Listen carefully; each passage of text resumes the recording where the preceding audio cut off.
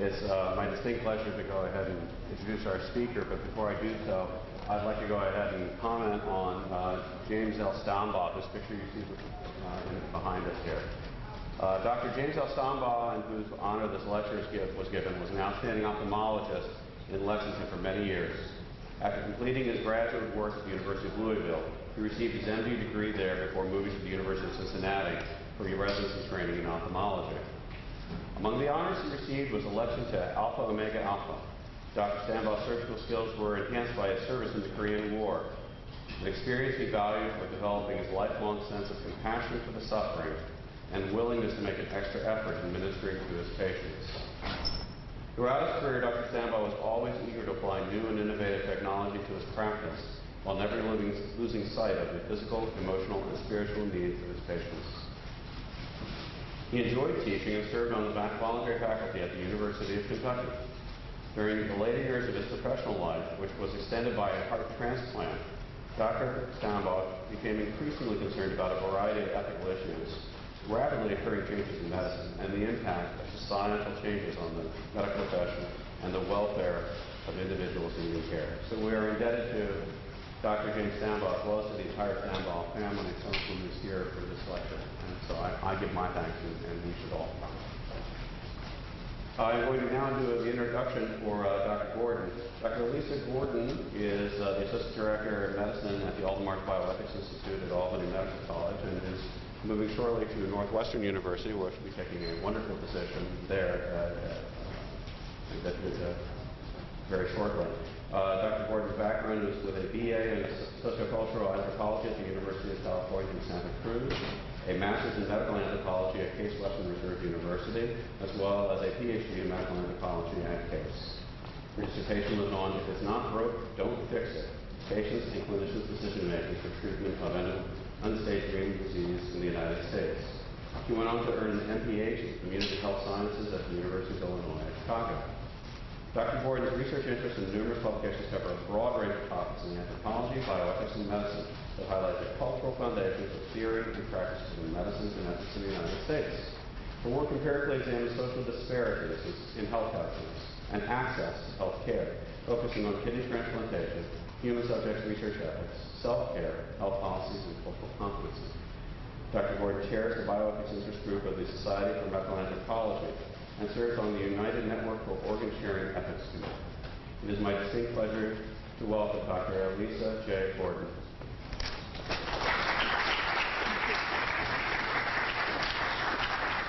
Thank you, Dr. Dukas. I appreciate your very warm and gracious introduction. It's a pleasure to be here. It's my first time visiting Louisville, and it's lovely to be here. So let me just get the slides. David, how do I get this? Minimize. That's right.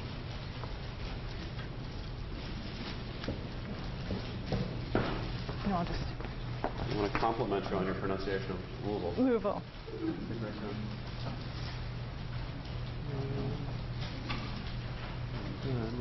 You.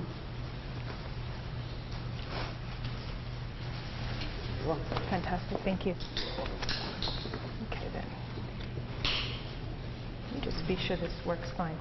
Okay, so today I'll be discussing health literacy. And the title of my talk is How Health Literacy Predicts Health Outcomes. And I just want to acknowledge funding sources. And also my a co-author, Michael Wolf, who's also at Northwestern, as we both conducted the research that I'll be discussing today. So what I'd like to do is just briefly give you an outline of what I'll be discussing.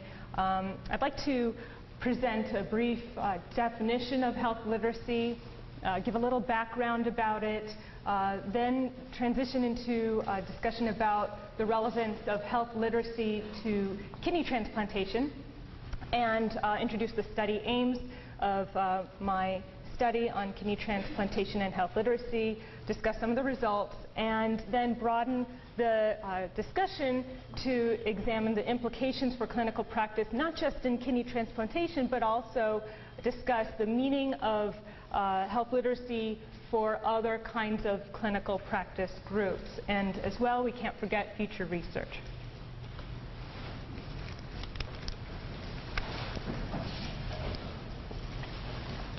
Okay, so what is health literacy? Here's a real basic definition. It's a very complex concept, but boiling it down, it can be defined as an individual's ability to obtain, process, understand, and make decisions based on medical information. And so basically, it entails a person's ability to read and understand information as they go through the healthcare system. But also, it's not just your ability to read, it includes numeracy. And so what is numeracy? It's one's ability to use numbers, to compute, to calculate, to use logic. And this is so essential when anyone needs to take medications 2 times a day, 3 times a week, and so on. And health literacy has also been identified as a factor contributing to health disparities.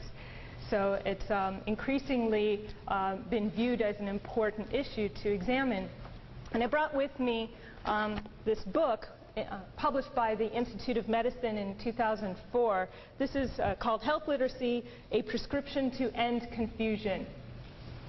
And so as a way of background, it's important to examine health literacy because if you think about it in terms of the context of the greater emphasis being placed on improving the quality of care that healthcare providers are providing to patients, health literacy has been one of those factors that's been kind of left by the wayside.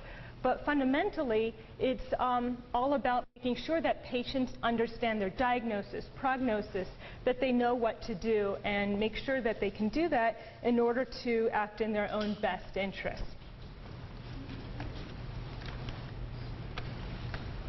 So who has limited health literacy? A lot of people. It's a very big issue. About half of the United States population. That constitutes about 90 million people. That's a lot. So 90 million people may experience difficulty understanding and responding to health information.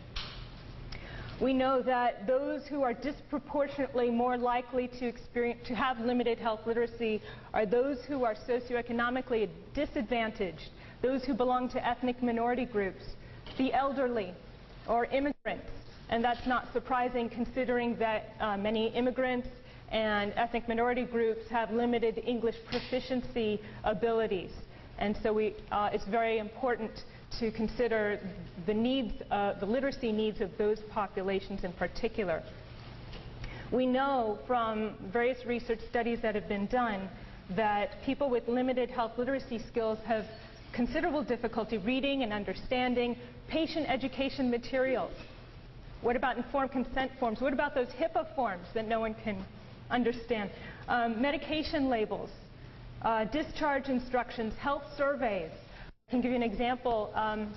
We have to be sure that not only can these documents be legible and understandable in not just 12-point font, but also 14-point font or larger, but also are they culturally competent in the way that they are presented? Even health surveys. Just to give you an example, many Hispanic populations have a hard time with surveys that go from like a Likert scale that goes with a choice of 1 through 5, circle a number between 1 through 5. That's not necessarily very understandable, but a choice of 1 through 4 is much more of a culturally competent approach. So we've got to be sure that all of these things make sense to the patient population. A key issue is that the average reading level of the American population is at the 8th and 9th grade levels. Okay, and that may be very difficult for people as they try to navigate through the healthcare system. Can they read the signs as they walk through a hospital setting? Where are they supposed to understand, or can they understand that they are to take the second elevator to the left? Well, they might get confused with what second means. Can they circle a date of their medical appointment? Can they read a pamphlet or read informed consent forms? All of these things are so essential to self-care management and making autonomous decisions, but their ability is limited. So why is health literacy important even beyond all this? Well, we know that limited health literacy is a significant risk factor of poor health outcomes among a whole broad array of different conditions, both chronic and acute care conditions. From the chronic illness perspective, diabetes, HIV, hypertension, arthritis, asthma, all of these conditions have been examined, and there's considerable evidence showing that there are limited health literacy components to the populations with those conditions.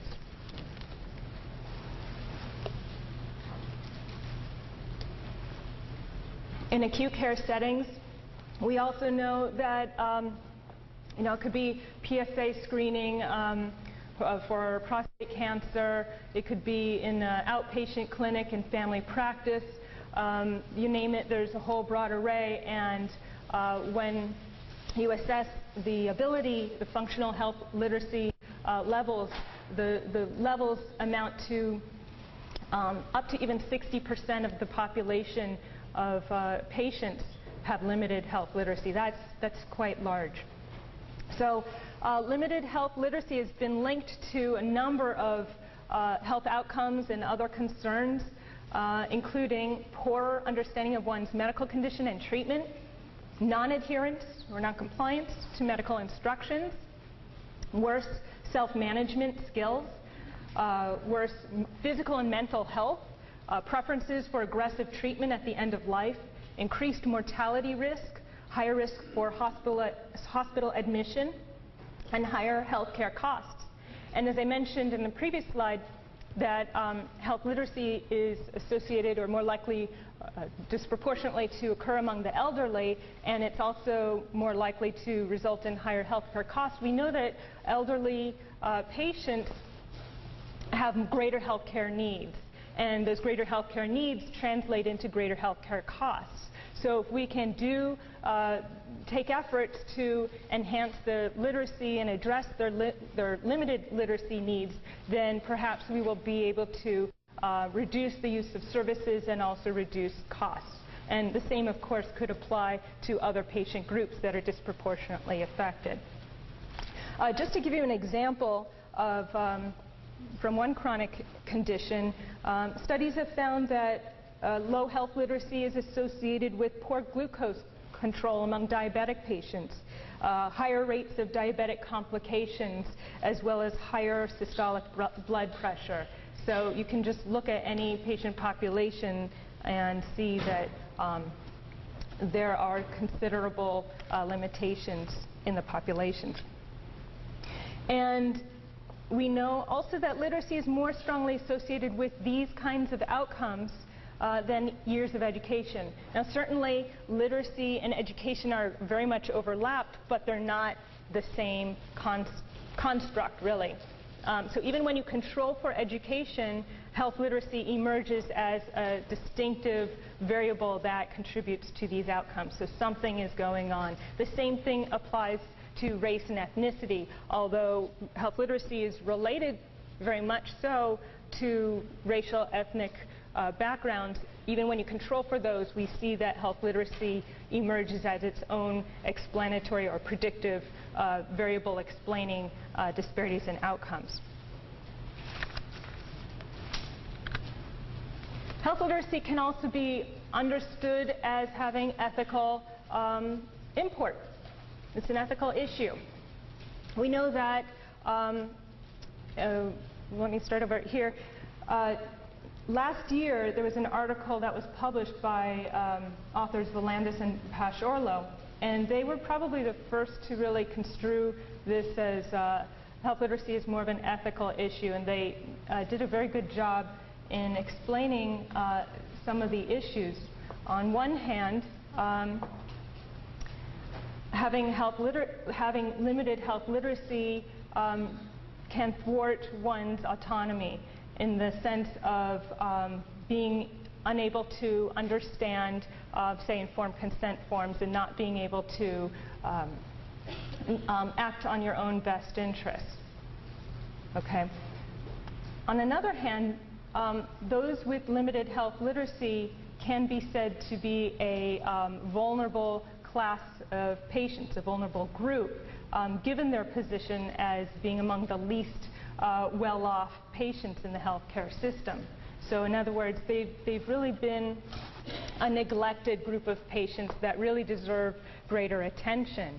And because of their disproportionate poor outcomes that result from their limited health literacy levels, we must consider such patients as experiencing an injustice from the healthcare system.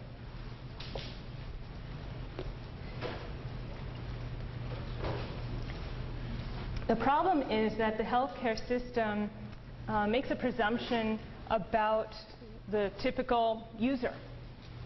It presumes that people know how to read, that people know how to understand, that people have a much higher grade level of reading. And so the healthcare system is designed in such a way that and that basically means that anyone who is able to read is fit to use the healthcare system, but those who are unable to understand very complex medical issues and navigate through the healthcare system, they're really left to figure it out themselves and struggle. So justice, from a Rawlsian perspective, would entail designing the healthcare system with the consideration of the position of the least well-off. So that would mean to design the healthcare system to benefit the least well-off, and that is to consider the needs of those with limited health literacy. Okay, I'm going to take a different gear here and switch gears and discuss some of the work relating to kidney transplantation as my case example. So before getting into my study, I'd like to point out the importance of health literacy for the kidney transplant patient population. And some of the things that I'll be discussing here can very well translate to other patient populations. So I want this to be understood as a very broad way of thinking, even though I'm using this particular case example. Okay.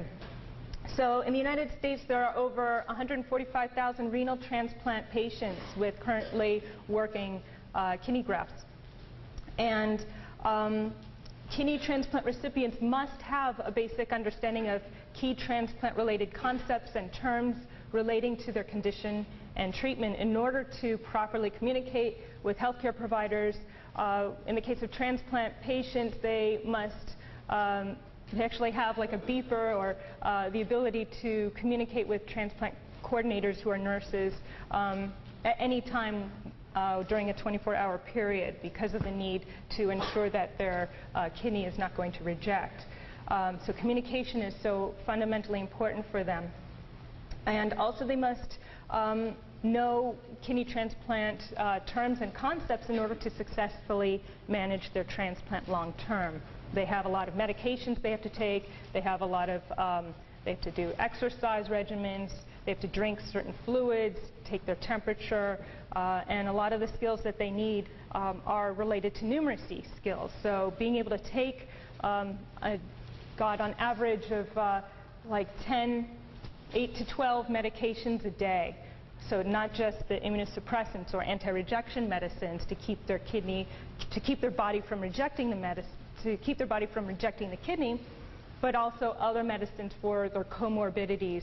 Many patients also have hypertension, diabetes as well. So they have a number of medications, and for this patient population, it's so difficult to keep all of these medications in order, really. So patients will spread out their medications on a table and try to sort it into pill boxes, and it's very confusing. Some medications have to be taken 3 times a day, others 2 times a day.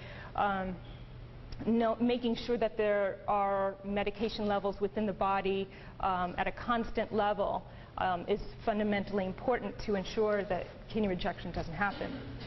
So they also have to track, many keep track of their serum creatinine levels, and just to be clear, Creatinine is a byproduct of the kidney that is an indicator of how well the kidney is functioning.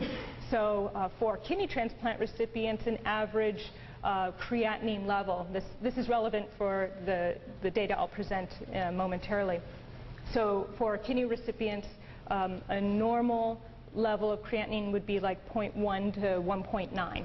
So it's quite sensitive to the 10th decimal point.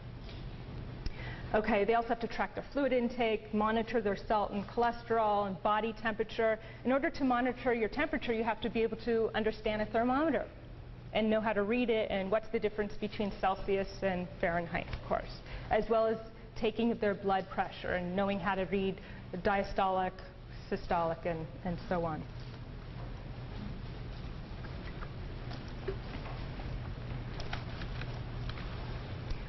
So the problem is that there's been very little information that's been collected in the transplant context as far as their literacy levels. There's been a pilot study of numeracy among adult kidney recipients. Most had low or marginal numerical literacy levels. Hemodialysis to kind of consider the broader patient population from which kidney recipients come, which is the end-stage renal disease population. Hemodialysis patients had numerous nutrition knowledge deficits despite having adequate health literacy levels. And that's a key point. So even if you are able to read and understand key terms, you might have considerable knowledge deficits. So we have to also be mindful of that kind of distinction. Peritoneal dialysis patients exhibited marginal health literacy levels, which can limit their self-care management. And importantly, we have to consider also internet sites which provide patient education materials for chronic kidney disease patients. And these websites have literacy levels that far exceed the levels of the general patient population, the chronic kidney disease patient population, as well as the general population. So we've got to be sure that for effective communication between clinicians and patients, that the materials that are provided to patients, that are patient education materials that are written, are in the correct grade level that is suitable for the patient population. Okay, so what I had set out to do, given the limited information about literacy levels in the transplant patient population, I set out to examine kidney recipients' overall level of health literacy and their transplant knowledge, to examine whether health literacy levels of kidney recipients varied by demographics, and to also assess whether transplant graft function was related to health literacy levels and if their knowledge was related to health literacy. And I also developed a health literacy assessment tool that was based on a modified standard tool, and I'll discuss that in a moment. And this is something that may be of interest to you. Increasingly, there are tools being developed that are tailored to different patient populations. There's already a diabetes health literacy tool that's been developed. Another tool developed for the HIV/AIDS populations. And so doing this, developing these tools, is a more effective way to assess the specific health literacy needs that concern their own personal health.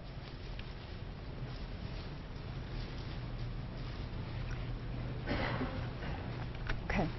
So what I did was I recruited English-speaking kidney recipients who are adult, age 18 and over, and conducted an interview.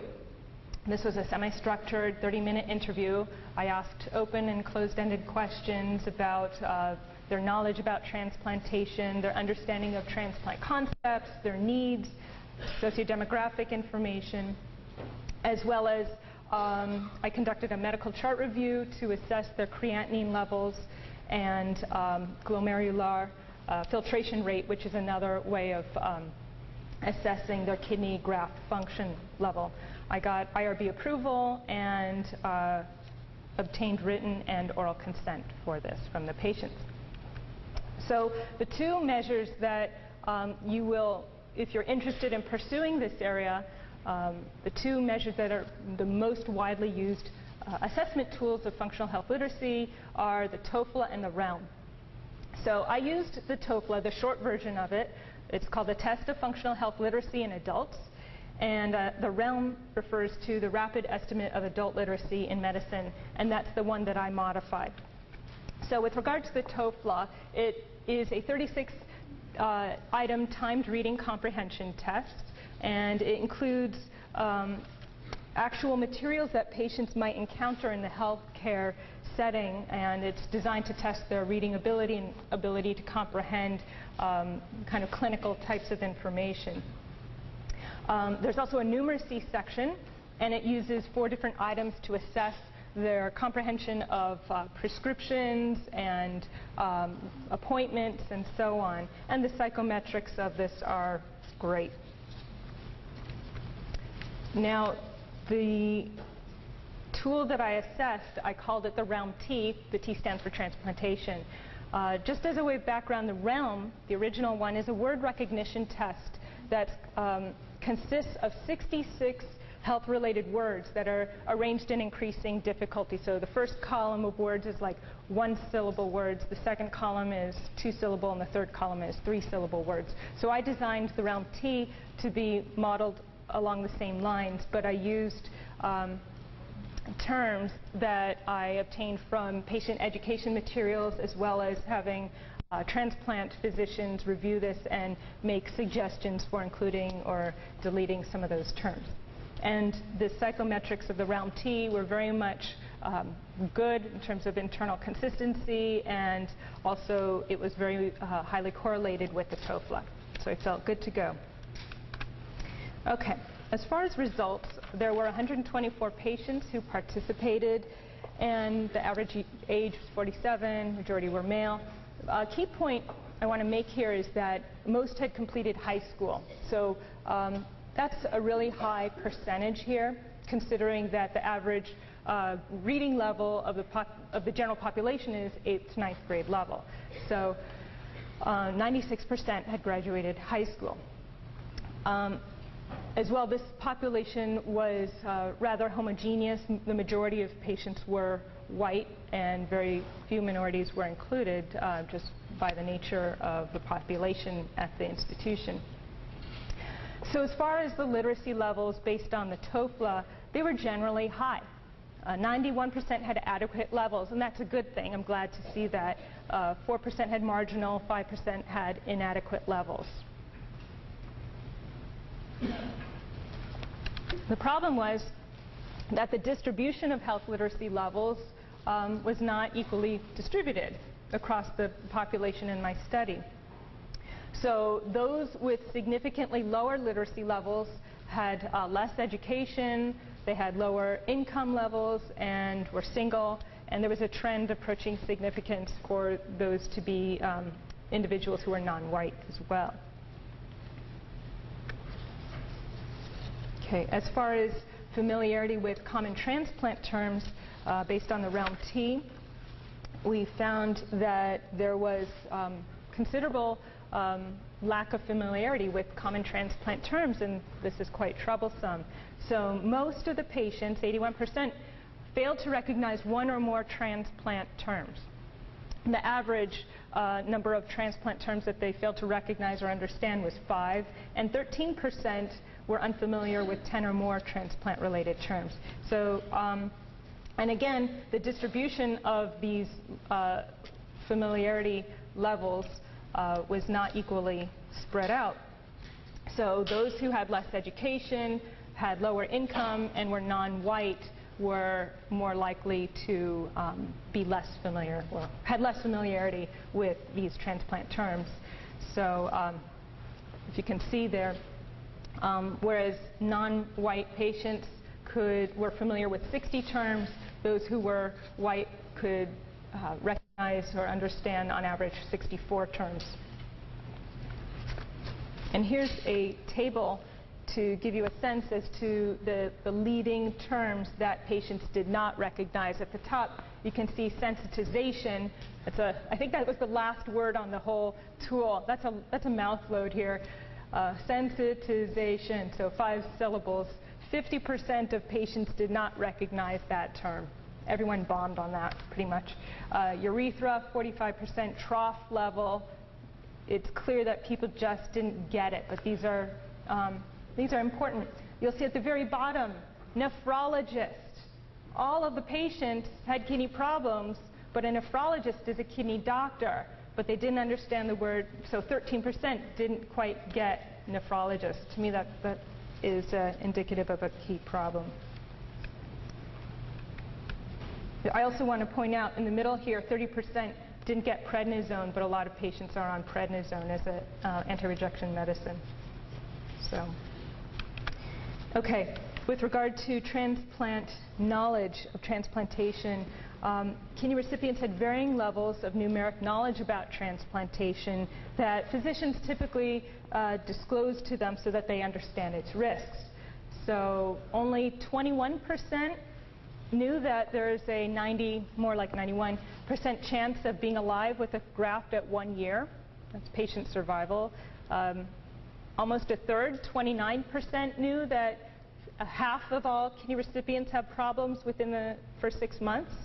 And happily, more patients, 68%, so the majority knew that 5% die within the first year, and 86% knew the normal range of the creatinine level for kidney recipients. So, you know, it may be the case that some of this kind of information would be critical for people to know prior to the transplant in order to make informed consent for getting the transplant.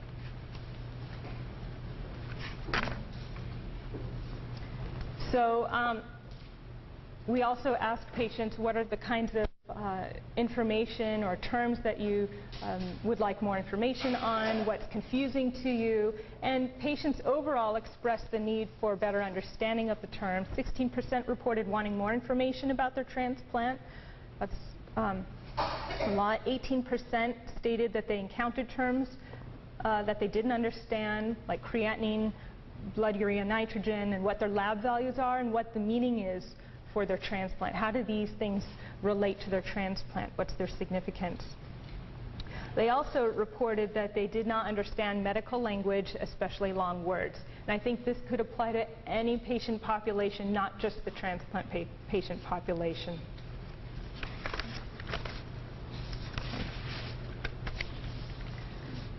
Now, there's a really interesting relationship we found between literacy and the time post-transplant. Just by way of background, all the patients that we included in the study were people who had transplants for varying amounts of time. Though a lot of them were new kidney recipients, and some had transplants for up to and beyond 10 years. And I had originally thought that, well, on one hand, those with a transplant for longer would have more knowledge that they would accrue over time. On the other hand, I had hypothesized that those who were newer transplant recipients would have more knowledge because they had more frequent interactions with the healthcare system, and the number of clinic visits diminishes over time. So in the first couple months and year, you see the clinic, you go to the clinic many times, but you know, at 1 year and 2 years, it's only a couple times a year. So they might start forgetting information. Well, it turns out that one of my hypotheses was right, and higher realm scores were related positively to how long people had their transplant. So the longer you had your transplant, the more familiar you were with the terms. That makes sense. But the TOFLA was unrelated to time post-transplant. And so I think this is a really critical point, not just for transplantation, but for other clinical populations. Familiarity with the transplant terms may be more of a reflection of gaining conceptual knowledge, and that's relatively easy to communicate to patients with the right tools in the right setting. So it's conceptual knowledge that they gained through the process of interacting with clinicians, but rather the TOEFL is more of an indication of the reading fluency, just their ability to read. So in a way, this makes sense. So there's a debate within health literacy circles whether functional health literacy is something that you can change or not. Is it more of a latent construct, or is it something that's more modifiable? I think that, personally, I think it is a little bit more of a latent trait, but you can always teach conceptual knowledge, and I think that's where healthcare providers, the healthcare system can really serve to improve literacy levels. Okay, so I undertook bivariate analyses to examine the relationship between literacy and graft function, kidney graft, and I also controlled for time post-transplant because, generally speaking, over time, kidney function diminishes, or your creatinine increases, which means your kidney function diminishes over time. So it turns out that both the TOEFL and REALM were significantly related to, negatively related to graft function. So the worse your literacy levels, the worse your graft function. But in multivariable analyses, however, I found that the REALM-T, low literacy through the REALM-T, was a significant independent predictor of worse graft function. So to put this in more plain language, which is what this is all about, so for every 10 transplant-related terms that patients correctly recognized, patients exhibited a decrease in their creatinine by 0.30 milligrams per deciliter. So that's a lot when the range of normalcy is between, say, 0.1 and 1.9. So if you can try to make sure that patients have better understanding of their transplant language, of the transplant terms and concepts, then maybe there's a way to improve graft function and increase the longevity of their kidney transplant over time. I found that low health literacy from the perspective of the TOEFL and creatinine through multivariable analyses, they approached a significant relationship, p less than 0.06. However, health literacy was unrelated to GFR levels. And I could, for any transplant professionals in the audience, we can discuss that as well. So I'd like to conclude here by focusing on some of the ways to interpret these results and also to broaden our understanding about some of the practical ways we can improve clinical practice and and effectively communicate with patients to assist those with limited health literacy.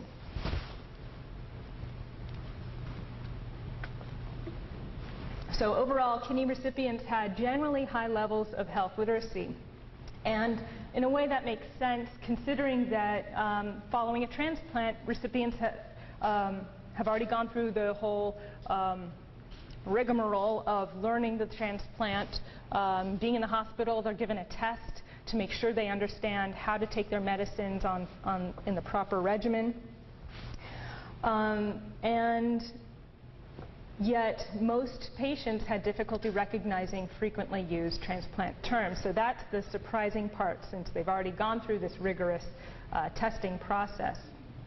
They also exhibited knowledge deficits pertaining to transplant numeracy, and after controlling for these demographic and clinical variables, patients with low health literacy had higher creatinine levels or worse graft function post-transplant. So these findings show that efforts to improve patients' health literacy may, in fact, lead to improvements in their transplant health outcomes.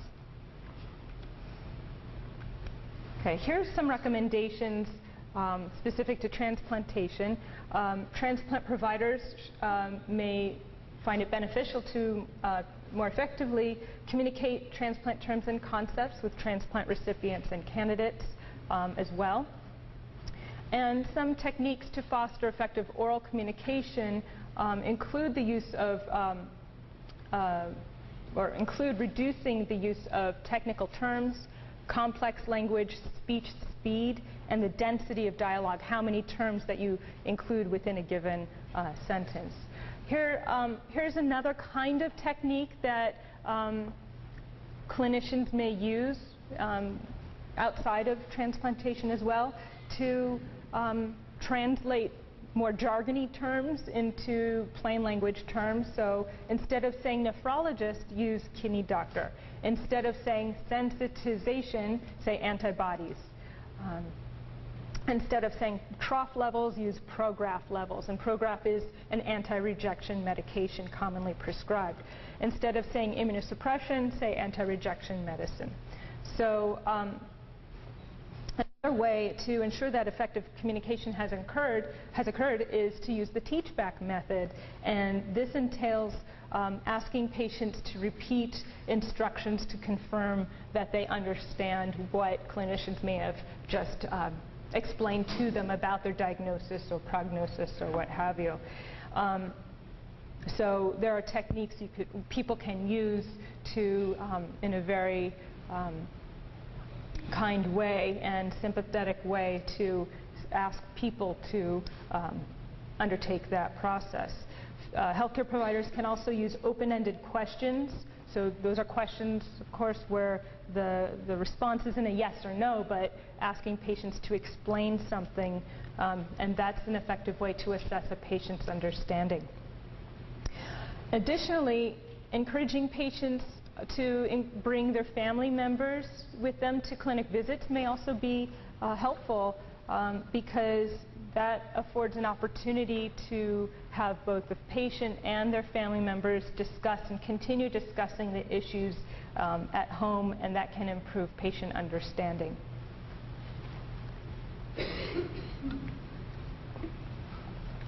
Okay.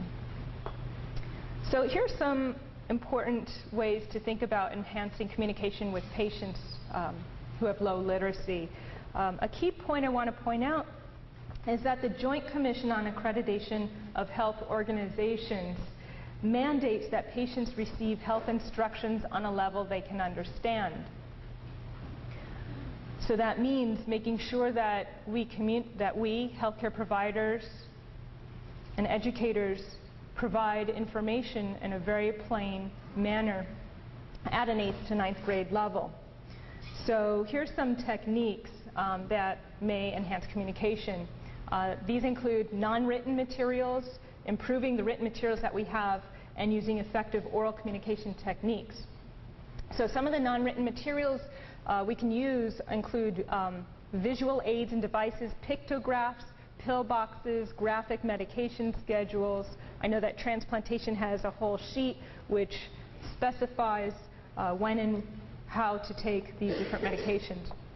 Another non-written approach is to use multimedia, videotapes, audio tapes, slide presentations. You can use computer programs.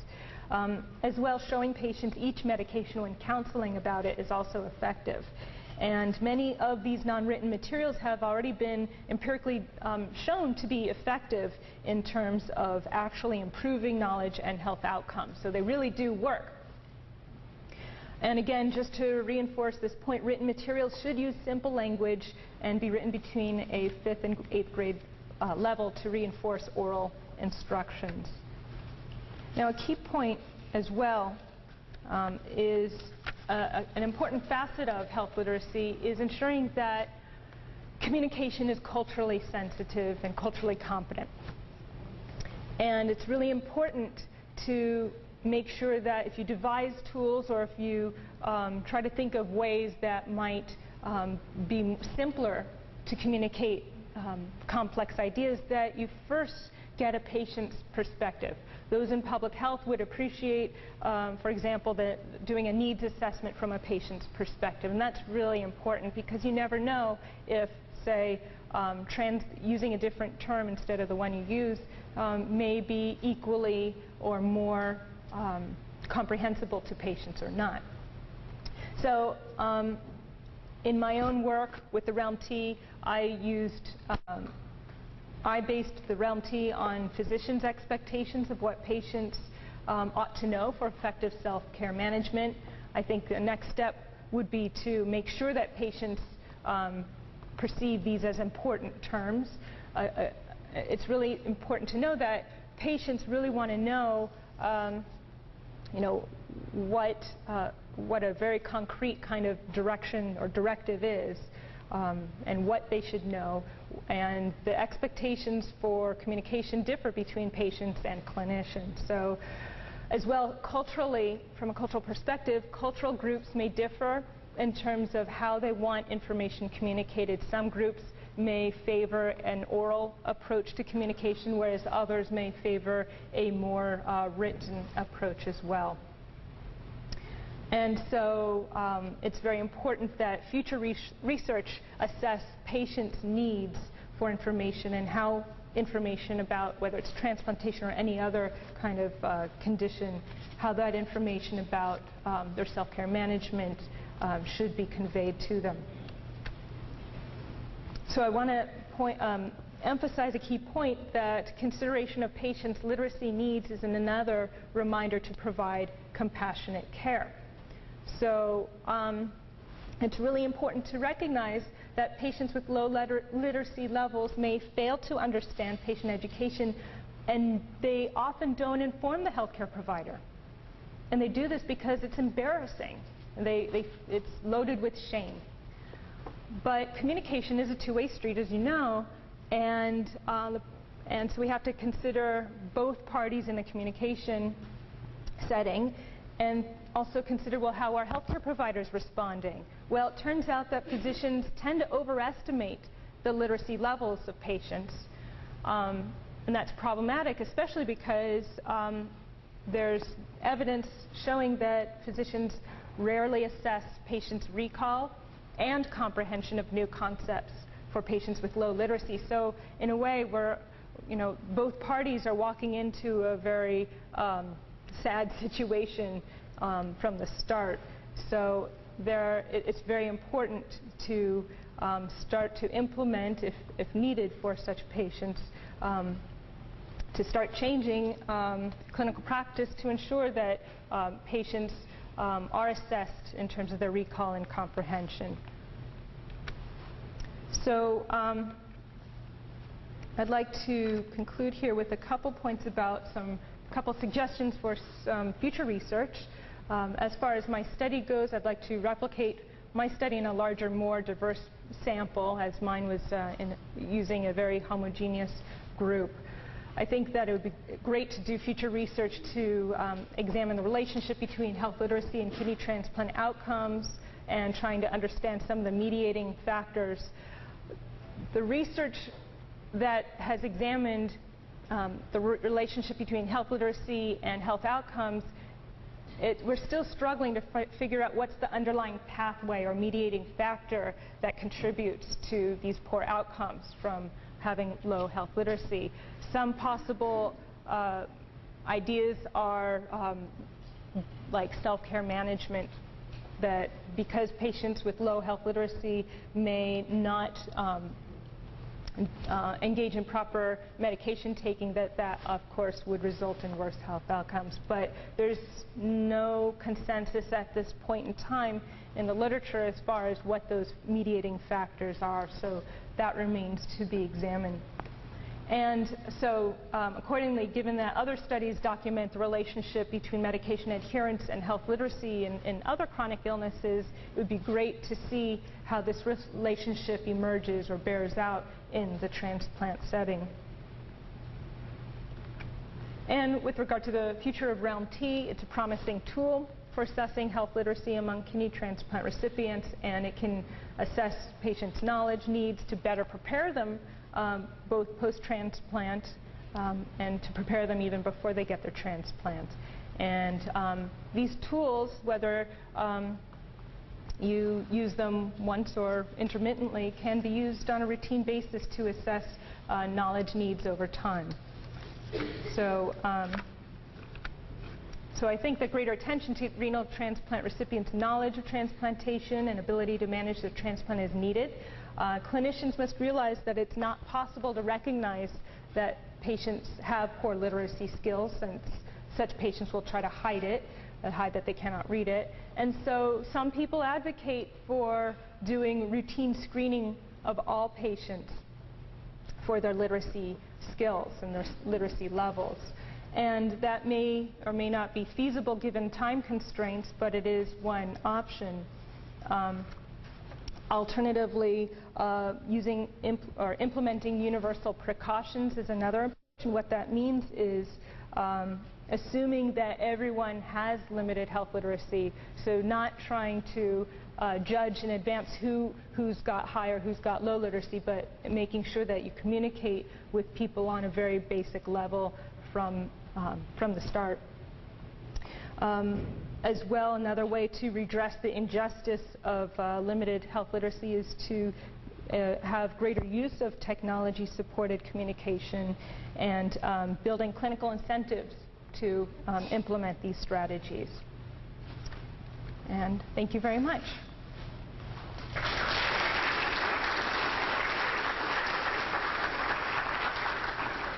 We have time for some questions. Yes, Dr. Ron. Was age an important variable? That did not. Lisa, Yeah. repeat the question. Okay. Yes. And if I heard you correctly, was age an important variable? I don't think that bore out as far as having a relationship. Thank you. Were there any other questions? Yes. Did I look at socioeconomic status? I looked at education, and that was related, and certainly race, ethnicity, comparing white versus not white. So as we found that with the realm, there was a significant relationship with health literacy and race, ethnicity in the direction that was consistent with the literature for other conditions. It was almost significant with the TOEFL, and I think one of the concerns I have, and the reason why I want to do this study in a more diverse population, is because the population was rather homogeneous. So. Yes? Has there been a primary care study in which they did do universal screening for health literacy and then measured to see what the outcomes were in terms of improvement of health? So has there been in general clinical practice, a universal screening and as an intervention and see what kind of outcomes there were? You know, I have to get back to you on that and look into that. And the reason my comment would be, it would make more sense to have some sort of a streamlined screening instrument so we would know how to tailor our informed consent and our discussions in general for day-to-day practice, as opposed to gearing down all of our informed consents and our disclosures to a very low level, because there are some patients who say, why are you talking to me like this? I get it. So exactly. it would be more laborious to do it that way rather than knowing that we have, it's sort of like throwing things more to a subjective standard of informed consent where we say we have to know where the patient's coming from and then tailor the informed consent rather than saying it's going to be baseline real low for everybody. Yeah, that's absolutely right. It could be construed as somewhat insulting for those who are very well educated. You're right. That is a criticism that's out there and that's been documented. Yes. Given the issues with literacy, are there any instruments, survey instruments that are completely oral? Oral instruments. I mean, maybe they have a good conceptual understanding of the issues, but trying to go to that medium of writing is a problem. Yeah, that is. I haven't really come across purely oral assessments. I think fundamentally it's trying to assess in part their reading or numeracy. Yes. In your original definition of healthcare literacy, in addition to various kinds of understanding, you included decision-making ability. But in all the data examples after that, it was following doctor's orders rather than participating in making decisions. So I'm wondering why the ability to make decisions was in the original definition. Yes. Another thing is, another which there are experts and non-experts, is sort of technical aspects of political decision making. For instance, in complicated financial situations. And there, the emphasis is all on augmenting the decision-making ability of ordinary citizens rather than just being able to understand. So, is there any kind of parallel synopsis? Yeah. All right, let me see if I can encapsulate the first question first. So the first question, as I understand it, was I mentioned as part of the definition or explanation of health literacy the component of decision making, and yet the rest of my presentation didn't include that. Is that accurate? Well, I think a key implication of being able to read and understand is being able to make decisions that are informed. And informed consent entails having been informed or having been told the information and being able to understand it and voluntarily acting upon it. But if people are, it's very common in clinical practice where a clinician would say, here, read this informed consent, as opposed to going by the spirit of informed consent and reviewing the key components of it. And so I think that it's really more of the implication of having adequate health literacy that enables autonomous decision making. Now, so I really, in my own research, I didn't examine decision making per se. I just didn't include that. It was more of an assessment of their health literacy as a baseline. Now, I'm going to have to ask you to repeat your second question. Well, I was thinking about the parallel between the position of a patient with marginal health literacy compared to the medical community and the position of ordinary citizens in respect to highly technical decisions that have to be made at a political arena. For instance, in the current financial crisis, are there any interesting connections to be made between the position of citizens and the position of patients? Oh, okay, so more in the political arena. And certainly, so I mean that may not necessarily be health literacy per se, but it would be literacy. So the ability, so maybe you just coined a new term, political literacy. I know in Vanderbilt they're working on public health literacy. So I think the American public would greatly benefit from a boost to their political literacy, being able to understand. Maybe I'm speaking too broadly here, but I think that would be a really great idea to implement. Okay. I noticed an interesting dichotomy in the statistics that you presented. Somewhere in the vicinity of 25% of people recipients of kidney transplants knew that there was a 90% chance of being alive once they graft after a year. But 60-some% knew that there was a 5% chance of being dead after a year, which you would think simple subtraction would be able to get at least close from one to the other. But this seems to me to be an example of one of the well-recognized problems in informing people, that when you tell someone you have a 75% chance of survival, that does not come through the same as a 25% chance of dying. And so I wondered if you have any, do you think then that this is an issue of health literacy, that a low health literacy level correlates strongly with difficulty in interpreting this 75-25% problem? And if so, what might we do to help with that? Because this is one of the big problems in getting good informed consent. Right. It's getting it through in a way that people comprehend.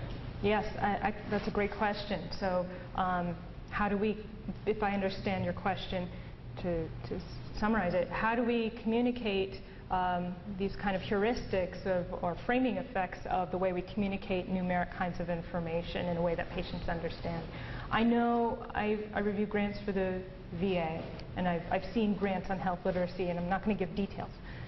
But I've seen that there are efforts to use diagrams to convey in many different ways this kind of information in a way, like you can use color coding and bar charts and whatnot to really phrase things in multiple ways to try to get it across.